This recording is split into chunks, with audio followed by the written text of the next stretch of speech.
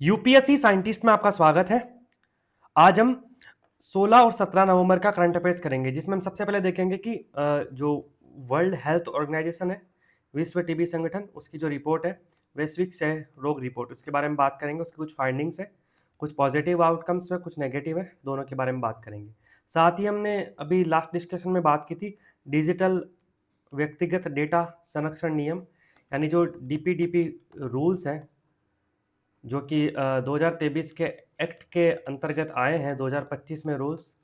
इस पर हमने परसों चर्चा की थी, तब हमने बात की थी कि इस पे अब खूब आर्टिकल्स वगैरह आएंगे। फिर कोरोनल मास इजेक्शन, इसको अब तक हमने 2-3 बार कवर किया है और हमने इसको सूर्य के पर्सपेक्टिव में पढ़ा है, क्योंकि सन है, सन एक स्टार है और उस पर सौर विस्फोट, सौर हवाएं, ये सब होती है, तो कोरोनल मास इजेक्शन भी होते हैं। लेकिन ये जो सीएमई है, ये किसी अन्य स्टार पर देखा गया है जो सूर्य के अतिरिक्त। इसके अतिरिक्त दिल्ली हवाई अड्डे में भी थोड़े समय पहले तकनीकी खराबी आई थी।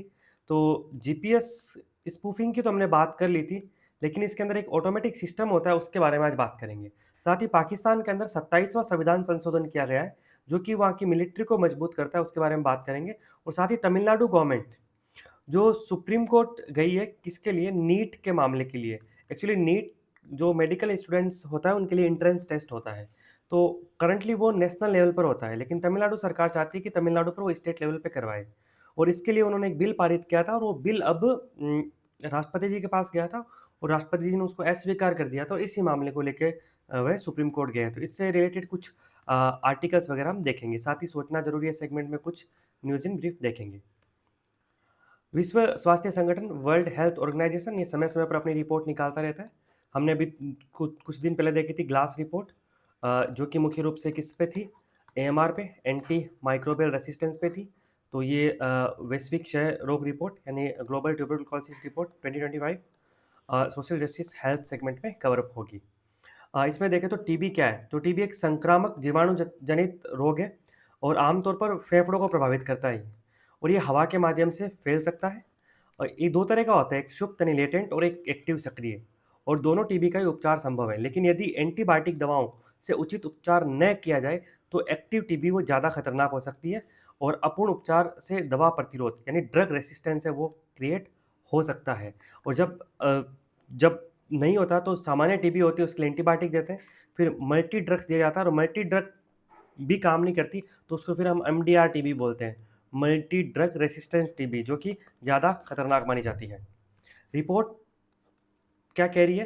पॉजिटिव आउटकम क्या है कि 2015 से 2024 के बीच में भारत में टीबी के मामलों में 21% की गिरावट देखी गई है, जो विश्व में सर्वाधिक है। वहीं दूसरी ओर देखा जाए तो भारत में अभी भी दुनिया में सबसे ज़्यादा टीबी वाले मामले भारत में ही आते हैं।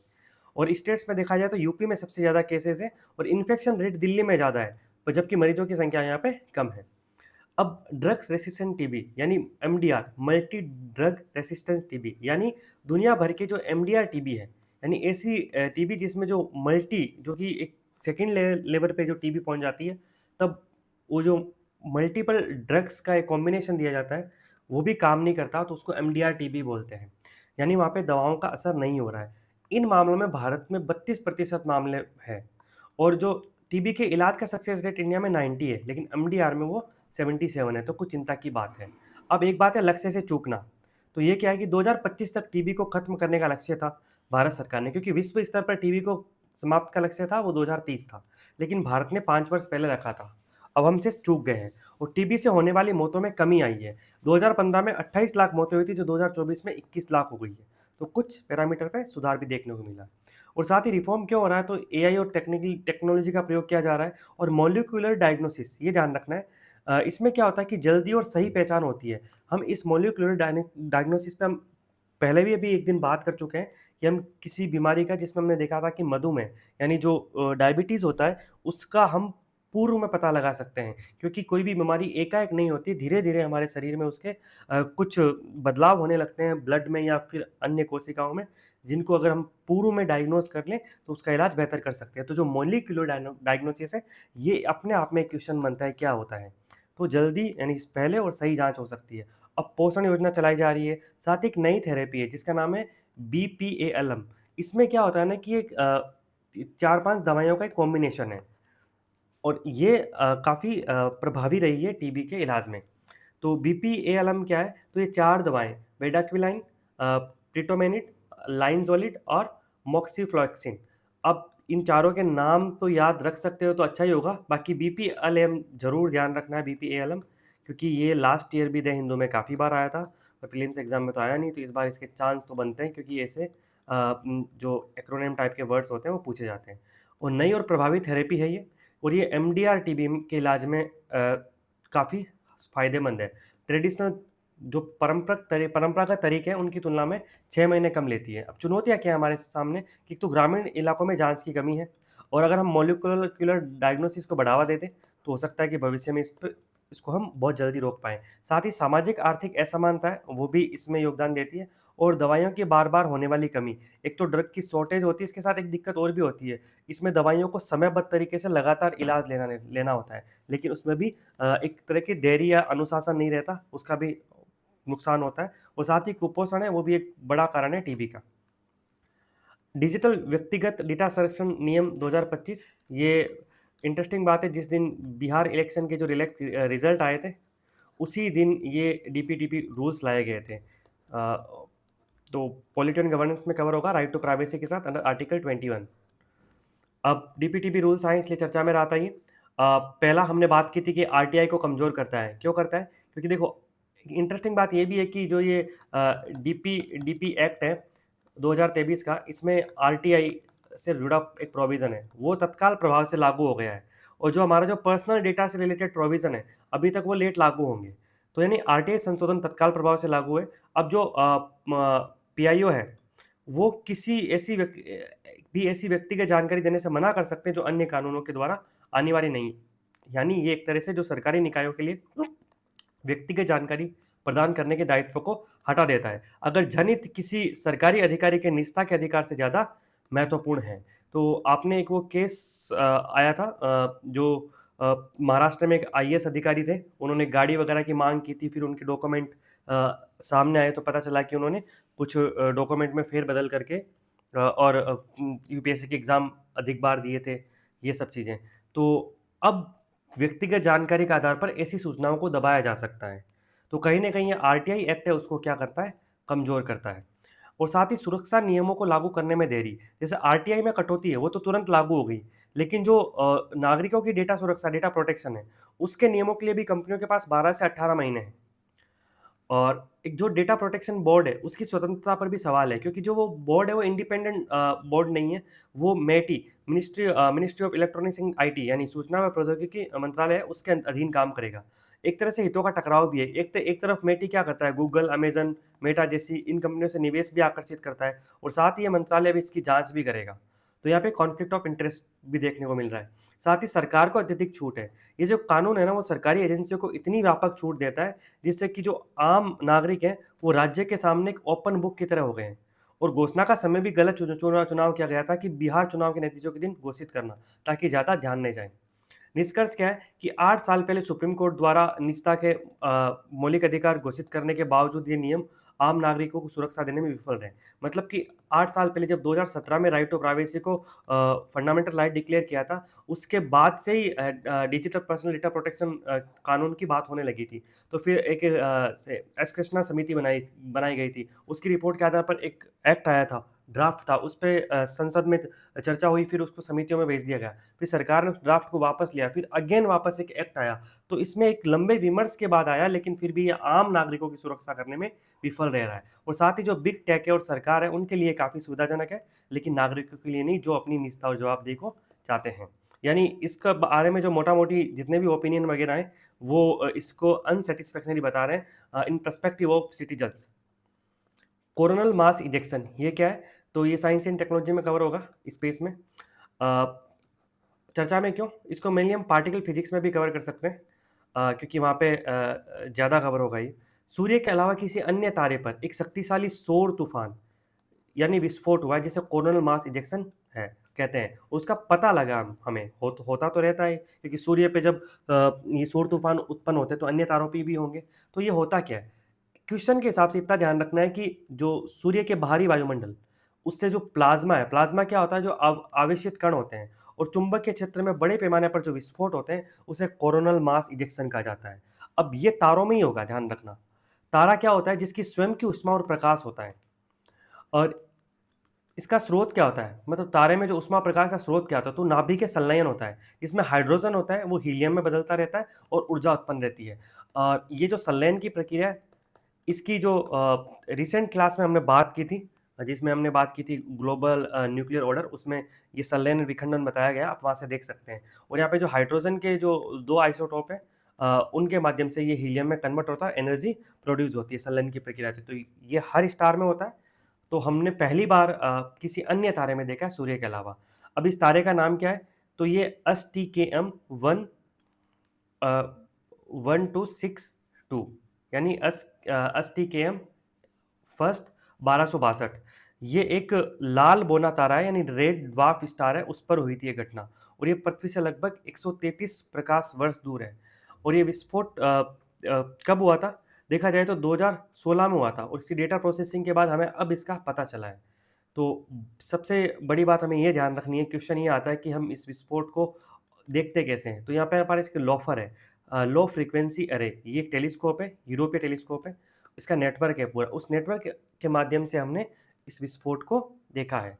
इसका लाभ क्या होगा? ये हमें स्पेस वेदर यानी जो अंतरिक्ष का मौसम है उसको समझने के लिए, और दूसरे सौरमंडल में जीवन खोज के लिए नए युग की शुरुआत, उन दोनों को समझने में हमें हेल्प करेगा। जैसे कि हम मंगल पर हम इंसानी बस्ती बसाना चाह रहे हैं, तो हम और भी आउटर जो प्लैनेट्स हैं हमारे सोलर सिस्टम्स के बाहर, उनके बारे में जानना चाहते हैं, उन सब में ये हमें जानकारी जो देगा वो काफ़ी फ़ायदेमंद हो सकती है।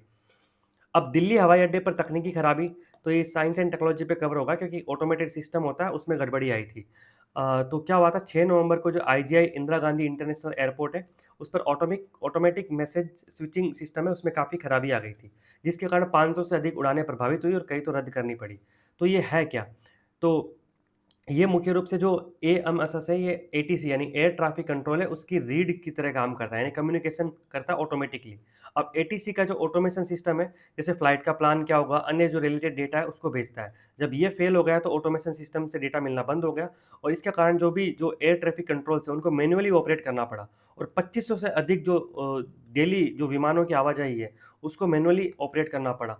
तो इस वजह से काफ़ी गड़बड़ी देखी गई थी, और इससे एक दिन पहले ही जीपीएस स्पूफिंग की घटना भी देखी गई थी। तो 2 दिन लगातार ये डिसरप्शन हुआ था। अब आगे की राय क्या है कि सिस्टम को अपग्रेड करने की आवश्यकता है, और विशेषज्ञों की राय है कि अब मॉडर्न ये जो सिस्टम है वो काफ़ी पुराना है। अब जो मॉडर्न क्लाउड बेस्ड सिस्टम होना चाहिए, और ये काफ़ी पहले हो जाना चाहिए था। सरकार ने भी बोला था कि फरवरी 2025 में कि वो एएमएसएस को बदलने जा रही है, और नया पैन इंडिया एक एयरोनॉटिकल मैसेज हैंडलिंग सिस्टम स्थापित कर रही है, जिसका नाम है AMHS, यानी जो AMSS है उसको अब AMHS रिप्लेस करेगा, लेकिन इसको जल्दी से किया जाना चाहिए। एक नोटम की बात होती है, नोटम क्या होता है? ये कई बार मिलता है नोटम। जैसे कि आपने ऑपरेशन सिंदूर के समय जब आपने अखबार वगैरह पढ़े होंगे, तो उसके 2-3 दिन बाद न्यूज़ में पेपर में लगातार आ रहे थे कि भारत और पाकिस्तान ने अरब सागर में नोटम जारी किया है। तो नोटम क्या होता है? नोटम का मतलब ये होता है नोटिस टू एयरमैन। इसका मतलब ये होता है कि उस पर्टिकुलर प्लेस के ऊपर कोई भी जो वायुयान है, जो हवाई जहाज है, वो उड़ नहीं सकता। क्यों? क्योंकि वहाँ पे हो सकता है कि जो मिलिट्री है वो अपनी एक्सरसाइज वगैरह कर रही हो, या फिर कोई नौसैनिक अब युद्धाभ्यास चल रहा हो। तो ऐसे नोटम जारी किया जाता है। एग्जाम्पल फॉर आप अगर अभी अगर flightradar.com पे जाओगे, और एक वेबसाइट है जहाँ पे आप लाइव देखते हो, तो आप देखोगे कि जो राजस्थान में जो जैसलमेर, पोखरण, जोधपुर का इलाका है, उस इलाके के ऊपर आपको कोई भी फ्लाइट ऊपर उड़ती हुई दिखाई नहीं देगी। ये सामान्यतः आपको ऐसा मिलेगा। ऐसा क्यों होगा? क्योंकि वहाँ पे पोखरण जो फायरिंग रेंज है, वहाँ पे हर समय कभी कोई न कोई युद्धाभ्यास वगैरह चलते रहते हैं। तो इस वजह से वहाँ जो मिलिट्री एयरक्राफ्ट्स हैं उन सब का डोमिनेंस रहता है उस पूरे एरिया में। तो वहाँ पे जो सिविल उड़ानें वो उस क्षेत्र में नहीं होती। तो ये एक तरह का आधिकारिक नोटिस या अलर्ट है, जो पायलटों को एक रियल टाइम हेड्स अप यानी चेतावनी प्रणाली देता है, ताकि वे अपनी उड़ान योजना सुरक्षित रूप से बना सके। यानी कहीं पे अभ्यास चल रहा है या कहीं पे रनवे बंद होता है, तभी भी नोटम जारी किया जाता है। अब पाकिस्तान का 27वां संविधान संशोधन, इंडिया पाक रिलेशन में थोड़ा बहुत कवर हो जाएगा ये। बाकी इसका ज़्यादा मीनिंग नहीं है, लेकिन हमें पता होना चाहिए पड़ोसी देशों में क्या हो रहा है। और इंटरेस्टिंग बात है कि एक लाइन कही जाती है कि हर देश है उसके पास अपनी सेना है, लेकिन पाकिस्तान एकमात्र देश है जिसमें पाकिस्तान में एकमात्र ऐसा, हर देश के पास सेना है, पर पाकिस्तान में सेना के पास देश है। ये वहाँ के जो कुछ फेमस राइटर्स हैं उन्होंने कहा है। चर्चा में क्यों रहा कि ये संशोधन सेना प्रमुख जो फील्ड मार्शल आसिम मुनीर है उनको अभूतपूर्व शक्ति प्रदान करता है।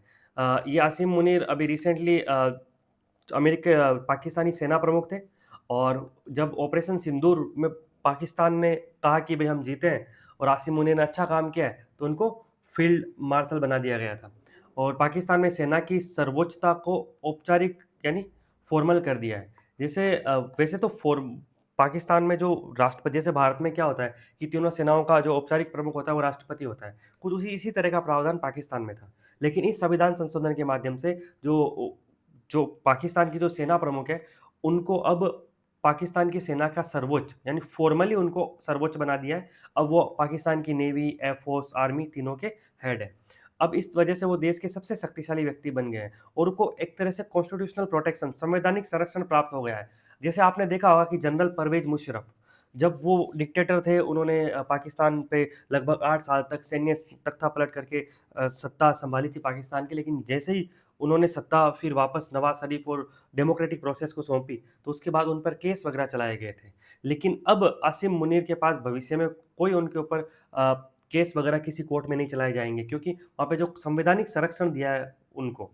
और ऐतिहासिक संदर्भ क्या है कि पाकिस्तान में 1947 से अब तक लगभग 33 साल तक है वो सीधा मिलिट्री रूल के अंदर ही रहा है। जैसे अयूब खान हो, चाहे जिया उल हक हो, चाहे परवेज मुशर्रफ हो। अब वर्तमान में जो शहबाज शरीफ सरकार है, वहाँ पे हाइब्रिड रूल है, जहाँ पर क्या होता है नेता और सेना मिलकर सरकार चला रहे हैं। लेकिन अब यहाँ पे जो सेना है वो ज़्यादा मजबूत होती दिख रही है, और साथ ही जो न्यायपालिका पर प्रभाव पड़ा है। अब पाकिस्तान की सुप्रीम कोर्ट है, वो सुप्रीम नहीं रह गई है। अब वो संवैधानिक मामलों की सुनवाई करेगी नहीं, संवैधानिक मामलों की एक नई संवैधानिक अदालत बनाई जाएगी जिसे फेडरल कॉन्स्टिट्यूशनल कोर्ट कहा जाएगा। यानी अब और साथ ही उसमें जजों की नियुक्ति कौन करेगा? प्रधानमंत्री करेगा। और प्रधानमंत्री की सलाह पर कौन करेगा? राष्ट्रपति करेगा। और राष्ट्रपति और साथ में यहाँ पे सेना का भी हस्तक्षेप होगा। तो इस वजह से क्या होगा कि न्यायपालिका में विरोध है, कई जजों ने पाकिस्तान में इस्तीफा भी दिया। निष्कर्ष क्या है कि ये संशोधन व्यवहारिक रूप से केवल एक व्यक्ति, जो फील्ड मार्शल आसिम मुनीर है, उनको लाभ पहुंचाता है, और पाकिस्तान के हाइब्रिड शासन में नागरिक सत्ता है तो सिविल जो अथॉरिटी है उसको खत्म करता है, और सैन्य अथॉरिटी है उसको मजबूत करता है। अब बात करें Tamil Nadu government's move 80 over need assent row, यानी पॉलिटियन गवर्नेंस में कवर अप होगा मुख्य रूप से फेडरलिज्म और आर्टिकल 201 ये कहता है कि अगर स्टेट लेजिस्लेचर से कोई बिल आता है प्रेसिडेंट के पास, तो प्रेसिडेंट उस पर क्या करेगा, उस पर सहमति देगा नहीं देगा, वो सारा डिस्कशन है वो आर्टिकल 201 के अंदर है। अब चर्चा में क्योंकि तमिलनाडु विधानसभा ने एक तमिलनाडु स्नातक मेडिकल डिग्री पाठ्यक्रम प्रवेश विधेयक 2021 पारित किया था, और जिसे राज्यपाल के पास भेजा, तो राज्यपाल ने उसको राष्ट्रपति के पास भेज दिया, लेकिन राष्ट्रपति ने उसको अस्वीकार कर दिया। और तमिलनाडु सरकार ने राष्ट्रपति के इनकार को असंवैधानिक घोषित करने का आग्रह किया, किससे? सुप्रीम कोर्ट से। ये पूरा मामला है। अब बिल में क्या प्रावधान है कि राज्य को नीट के माध्यम से मेडिकल प्रवेश में प्रदान करने से छूट। वर्तमान में जो मेडिकलों में प्रवेश होता है वो जो सेंट्रल लेवल पर नीट होता है उसके माध्यम से होता है। वही जो नीट, ये इनका कहना है कि नीट है वो संपन्न शहरी और सीबीएसई शिक्षित छात्रों के पक्ष में अनुचित संतुलन बिगाड़ दिया इसने, क्योंकि जो लोग कोचिंग का खर्चा उठा सकते हैं उन्हीं को ये फ़ायदा दे रहा है। वहीं जो ग्रामीण पृष्ठभूमि के लोग हैं वो इससे बाहर हैं, और विशेषकर जो सरकारी या तमिल माध्यम के विद्यालय उनमें पढ़े हैं। मतलब कि एक डेटा भी देते हैं यहाँ पे। इनका ये कहना भी था कि तमिलनाडु में जो नीट के बाद जो एमबीबीएस में दाखिला पाने वाले बच्चे हैं, उसमें 70% से ज़्यादा रिपीटर हैं। यानी सरकारी स्कूल और पहली पीढ़ी के छात्र हैं वो इससे बाहर हो जाते हैं। और ये तमिलनाडु में विधेयक सर्वसम्मति से पारित हुआ था, और राज्यपाल ने इसको क्या संविधान के 201 के तहत राष्ट्रपति के पास भेजा। तो ध्यान रखना, 200 अनुच्छेद 200 है, उसके अंदर राज्यपाल की शक्ति है कि राज्यपाल क्या करेगा। तो राज्यपाल ने क्या किया, बिल भेज दिया किसको? राष्ट्रपति को। तो ये 200 में प्रावधान है। अब 201 में है कि राष्ट्रपति उस बिल पे क्या निर्णय लेंगे। और तमिलनाडु, क्योंकि तमिलनाडु सरकार ने केंद्रीय मंत्रालयों को आपत्तियां और स्पष्टीकरण का जवाब भी दिया कि ये बिल क्यों बनाया गया है, फिर भी बिना कारण बताए ये विधेयक अस्वीकार कर दिया गया है। अब मुख्य रूप से तमिलनाडु ने ये कहा है कि जो ये मामला है ये संविधान की व्याख्या से संबंधित है। क्या है? तमिलनाडु ने कुछ कीवर्ड दिए हैं। क्या बोले कि पहला कि राज्य की विधायी स्वायत्ता और संवैधानिक संवाद से जुड़ा है, अनुच्छेद 201 से जुड़ा है, अनुच्छेद 254 2 और अनुच्छेद 47 से जुड़ा है। अब एक-एक करके देखते हैं। तो राज्य की विधायी स्वायत्ता क्या होती है और संवैधानिक संवाद क्या है?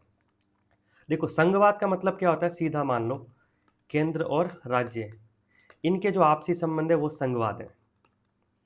और संघवाद में क्या होता है, दोनों बराबर होते हैं। लेकिन भारत क्या है, भारत में जो केंद्र के पास ज़्यादा शक्तियाँ हैं, भारत में केंद्र के पास ज़्यादा शक्तियाँ और राज्य के पास शक्तियाँ कम हैं। तो भारत में जो संघवाद है वो केंद्र की ओर झुका हुआ भी है, लेकिन फिर भी राज्यों को कुछ मामलों में अधिकार हैं। तो भारत के जो संविधान के तहत राज्यों को कुछ विषयों पर कानून बनाने का अधिकार है, जबकि केंद्र भी संविधान के अनुसार अपनी शक्तियों का प्रयोग कर सकता है। तो ये क्या है, एक तरह की विधायी स्वायत्ता है। और विधायी स्वायत्ता राज्यों को अपने स्थानीय मुद्दों पर नीतियां बनाने की शक्ति देती है। और संवैधानिक संघवाद ये सुनिश्चित करता है कि केंद्र और राज्यों के बीच शक्ति का बंटवारा है वो संविधान के तहत हो, और साथ में संविधान ही सर्वोच्च हो, मनमानी नहीं हो, न राज्य की न केंद्र की। अनुच्छेद 201 क्या बोलता है? ये उन विधेयक से संबंधित है जो राज्यपाल द्वारा राष्ट्रपति के लिए विचार हेतु आरक्षित किया गया है। राष्ट्रपति के पास 3 विकल्प है: मंजूरी देना, मंजूरी रोकना या पुनर्विचार के लिए वापस भेजना, अगर धन विधेयक नहीं है। एक बात ध्यान रखना है, अगर पुनर्विचार के लिए वापस भेजा और वापस राष्ट्रपति जी के पास वो बिल आ गया, तो राष्ट्रपति जी वापस उसको अस्वीकार कर सकते हैं। राज्यपाल के पास ऐसी पावर नहीं है। अनुच्छेद 254(2) में क्या है? तो अनुच्छेद पहले 246 पढ़ते हैं, वो ये बोलता है कि समवर्ती सूची पर केंद्र और राज्य दोनों कानून बना सकते हैं। और 254(1) ये बोलता है कि समवर्ती सूची पर केंद्र राज्य में विरोध हो तो केंद्रीय विधि अविभावी होगी। लेकिन इसका अपवाद है, अगर राज्य विधि राष्ट्रपति द्वारा अनुमति मिल जाए तो वह विधि उस राज्य में केंद्रीय विधि पर अविभावी होगी। मतलब एक ऐसी सिचुएशन हो सकती है जहाँ पे राज्य द्वारा पारित कानून समवर्ती सूची पर जिसे राष्ट्रपति ने अनुमति दी हो, तो वो उस पर्टिकुलर स्टेट में केंद्र के कानून पर प्रभावी हो सकता है। अब बात करें अनुच्छेद 47 की, तो तमिलनाडु ने क्या बोला है कि जो चिकित्सा शिक्षा है, उस तक समान पहुँच सुनिश्चित करने के लिए जन स्वास्थ्य की रक्षा हेतु राज्य के प्राथमिक कर्तव्य से संबंधित महत्वपूर्ण प्रश्न है। तो तमिलनाडु ने यहाँ पे अपने अधिनियम को लागू करने के लिए अनुच्छेद 47 का भी सहारा लिया है। अनुच्छेद 47 क्या है कि पोषाहार स्तर और जीवन स्तर को ऊंचा करने के लिए लोक स्वास्थ्य का सुधार करने का राज्य का कर्तव्य। ध्यान रखना, यहाँ पे जो स्टेट है, डीपीएसपी सिर्फ केंद्र सरकार के लिए नहीं, राज्य, केंद्र और राज्य दोनों सरकारों के लिए ड्यूटी है कि वो डीपीएसपी को लागू करें। अब सोचना ज़रूरी है कुछ बातें, जैसे कि आपको पता होगा, अभी हमने बात की थी दिल्ली में विस्फोट हुआ, तो उससे पहले कुछ विस्फोटक पदार्थ मिले थे फरीदाबाद में। तो वो तब श्रीनगर का जो नौगाम पुलिस स्टेशन है, वहीं पे उनको रखा गया था और वहाँ पे परीक्षण के दौरान दौरान एक दुर्घटनावश एक घटना हुई, जिसमें लगभग 12 से अधिक लोगों की मृत्यु हो चुकी है। मनरेगा, केंद्र सरकार द्वारा ई-केवाईसी प्रक्रिया के कारण 27 लाख श्रमिकों का नाम मनरेगा डेटाबेस से हटा दिया है। अब इस पे भी भविष्य में हमें ओपिनियन और एडिटोरियल अवश्य मिलेंगे, तो हम बात करेंगे विस्तार से। और एक बात ध्यान भी रखनी है, मनरेगा 2005 में आई थी, वर्तमान में 2025 चल रहा है, तो 26 के एग्ज़ाम में पूछने के ज़्यादा चांस है। इसके साथ जो आरटीआई एक्ट है, वो भी इम्पोर्टेंट हो जाता है, उसको भी 20 साल हो गए। इसके अलावा जो डिज़ास्टर मैनेजमेंट एक्ट है, डीएम है, वो भी 2005 में आया था। और इसके अलावा जो यूएस इंडिया जो सिविल न्यूक्लियर डील है, 123 एग्रीमेंट, वो भी 2005 का है। तो 2005 और 6 में जितनी भी घटनाएं वो सारी इंपॉर्टेंट हो जाती है। साथ ही दिल्ली में जो लाल किला ब्लास्ट था, वो एक सुसाइड अटेम्प्ट था, आत्मघाती हमलावर था। हमलावर ने खुद को विस्फोट के साथ उड़ा दिया था। एनआईए ने इसकी पुष्टि कर दी है। इसी के साथ आज का डिस्कशन कंप्लीट होता है। पीडीएफ आप टेलीग्राम से प्राप्त कर सकते हैं, वीडियो आप यूट्यूब पर देख ही रहे हैं। अगर आपको अच्छा लगता है तो आप साझा कर सकते हैं। Thank you so much.